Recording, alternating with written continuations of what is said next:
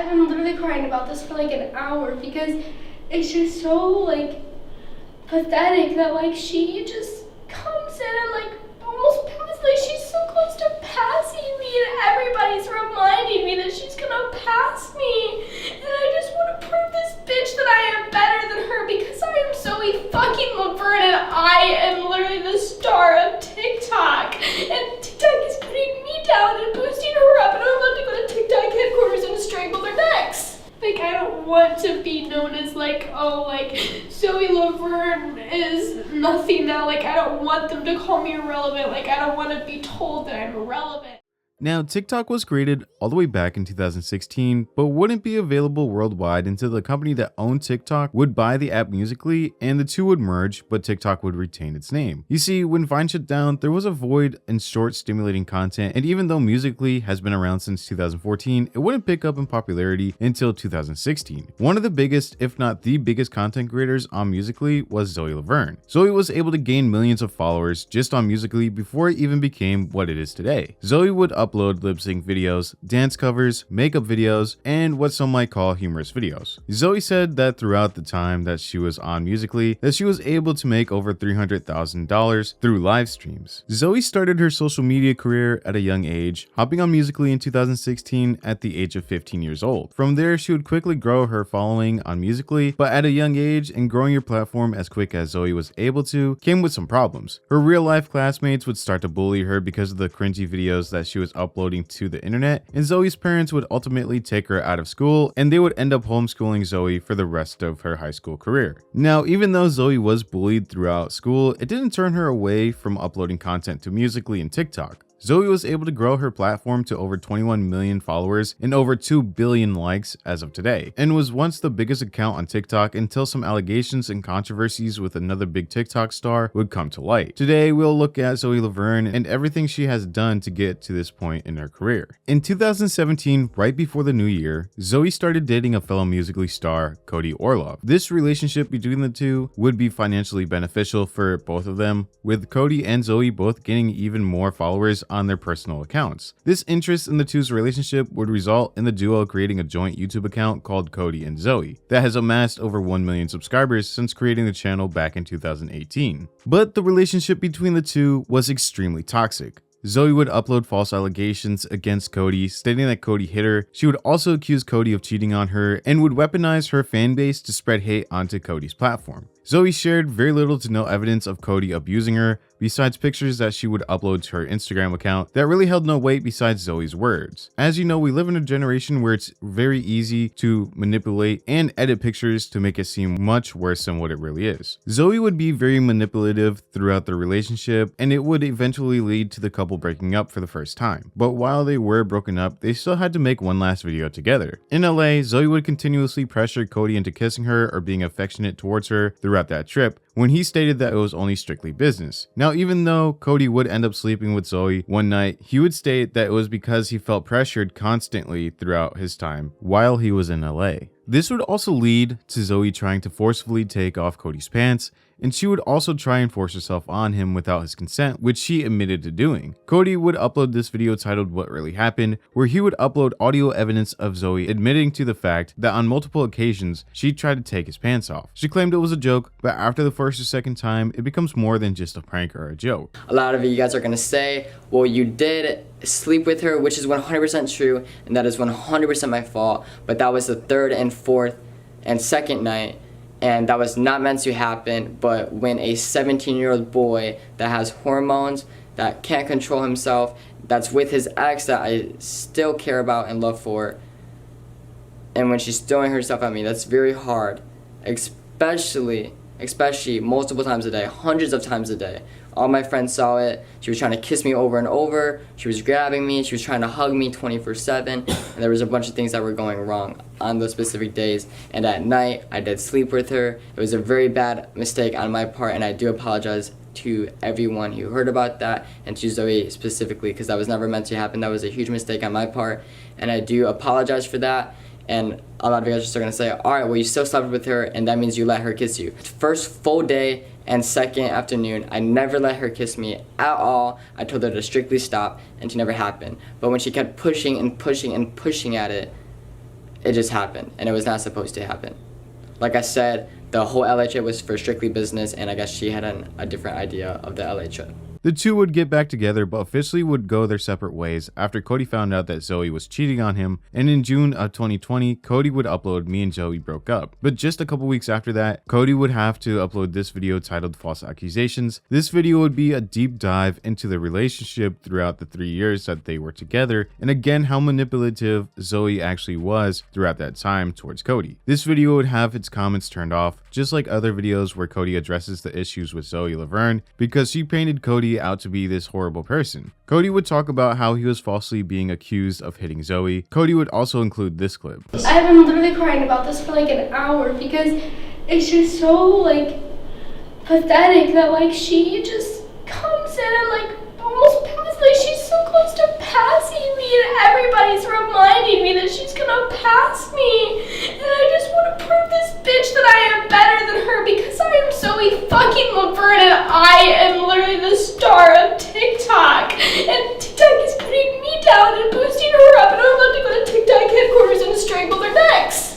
Like, I don't want to be known as like, oh, like, Zoe Laverne is nothing now. Like, I don't want them to call me irrelevant. Like, I don't want to be told that I'm irrelevant. In March of 2020, Charli D'Amelio would become the most followed account on TikTok, and while some people congratulated Charli, there were people like Zoe who became extremely jealous and envious of Charli becoming the most followed creator on TikTok, because in Zoe's words, she was the star of TikTok. This painted a picture of entitlement featuring Zoe as the main subject. After this video became viral, Zoe tried her hardest to apologize to Charli, but the damage was already done. Charli left Zoe on scene and would end up smoking her in followers, gaining over 128 million followers as of today. Now, 2020 was an enlightening year for Zoe Laverne's audience. Not only did they see her cry about Charli D'Amelio passing her in followers, she would also be accused of using racial slurs on multiple occasions. Zoe would also get backlash from the things she lied about in Cody's video, but if you thought it couldn't get any worse for Zoe Laverne, you'd sadly be mistaken.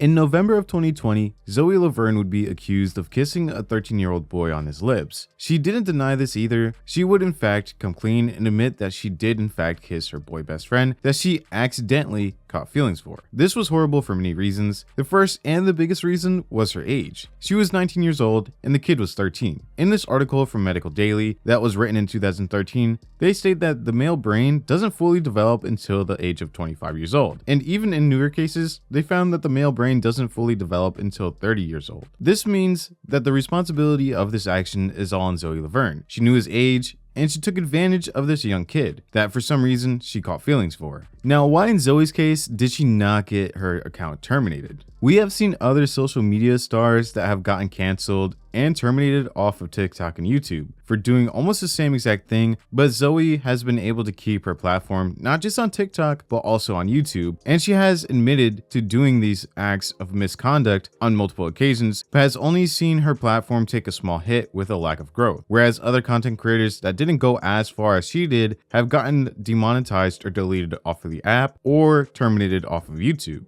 Zoe states that she did not groom this kid, but how would you catch feelings for someone if you didn't show some sort of interest in them? This is predatory behavior, and this wouldn't be the first time that we saw Zoe take advantage of or manipulate a situation. But with all this heat on Zoe's back, she would take a break off of social media until February of 2021, when she would announce that she was pregnant and expecting a baby with her boyfriend, Dawson Day. People were making jokes, asking if the baby's father was a 13-year-old boy, and Dawson would respond stating that, "If you have nothing nice to say, don't say anything at all. That's disgusting and a real low blow to talk shit about an unborn baby. It's sickening." But do you know what I find sickening? Using your newborn baby for money. After Zoe Laverne had her baby in October, she would state that the only way you would be able to see pictures of her newborn baby was to pay her $15. This was of course a horrible look for Zoe, and she would explain herself in this video. Okay, so I look like crap right now. I'm laying in bed. I'm recovering from a C-section right now, but I did want to post a video and explain to you guys about the exclusive pictures that I posted about my baby and had people pay $15 to see them, and the reason why I did it because it does look really messed up, but I'll explain better. So first of all, this is my first time being a mom, and during my pregnancy I had a bunch of death threats and people saying that they were going to kill her and people saying that they hope she dies and all this stuff. And it was really, really scary to me. And I talked to my fiance about it, and we literally had so many conversations about how I'm so worried to post her face because I don't want people to hate on her and bring her down and stuff. And like, which is like, whatever. If you hate on a baby, you're weird anyways. But I still was like overthinking it all, and I didn't know what else to do in order for only my supporters to see her and not the people that hated. So I thought, oh, okay, well, me and my team decided, well, maybe if I made a link and people had to pay $15 to see her, that the haters, like the people that wished death threats on her, whatever, they wouldn't care enough to pay to see her, and only my supporters that actually support me and love me would pay to see her. So we created the link and we posted it, and I realized that it looked super, super bad. And I have a lot of people starting rumors about me, like talking about me, saying I'm a bad mom and stuff. I promise you, I'm so new to this. I really don't know like what the right way and what the wrong way is to do on this. I'm just trying to protect my baby and myself because I don't know. Like, I was just scared. But all the money that I did receive off of the like exclusive pictures of Emerson, I am going to be saving for her needs, as in her diapers, her wipes, and obviously her hospital bill, because she was lifelined to a children's hospital to be put into the NICU when she was born. But don't worry, she's okay. She was just having some complications when she was born. I had an emergency C-section, and I also was having complications. And with the rest of the money that I made, I am going to be donating it to other mothers with children that need it, because I know it's hard to be a first-time mom sometimes. And even people that aren't first-time moms and you have complications during your pregnancy, and hospital bills are expensive and stuff. So I will be helping those people as well. I will be donating the rest of the money. But yeah, so basically, I'm so sorry if I offended anybody. I understand why people would be upset or think that I would sell pictures of my baby. That's so messed up. I would never do that. I wasn't thinking of it in that way, and that's why I took the pictures down after I posted it, because I felt bad and I just posted her face. But thank you so much, and I hope you guys understand and forgive me and come along with me on my journey of being a new mom. I'm learning. Alright, now after that video, I have some things I need to say. I know that medical bills are expensive, but you knew for 9 months that you would need to save money for just about anything when you are starting your own little family, like a rainy day fund just in case anything were to happen. You have a massive presence on social media. Zoe has a net worth of over $1 million, and Dawson Day has a net worth of around $200,000 to $300,000. You have plenty of enough money to pay for these babies' medical bills. Zoe said that the money isn't going to herself, but is going to her daughter and her medical bills. But that is not the way that you make money for something that you could probably easily afford. The truth is, and what I believe, was that she felt like her fan base would support this gimmick, but I think this was looking like an easy cash grab for Zoe and Dawson, so they thought that they can finesse their audience without being called out for it. This is just awful, because even before the baby was able to open her eyes, she was trying to exploit her daughter for monetary gain. This is what happens when you grow extremely fast as a teenager on social media. There's a saying that I like to read from time to time that goes, "Slow success builds character,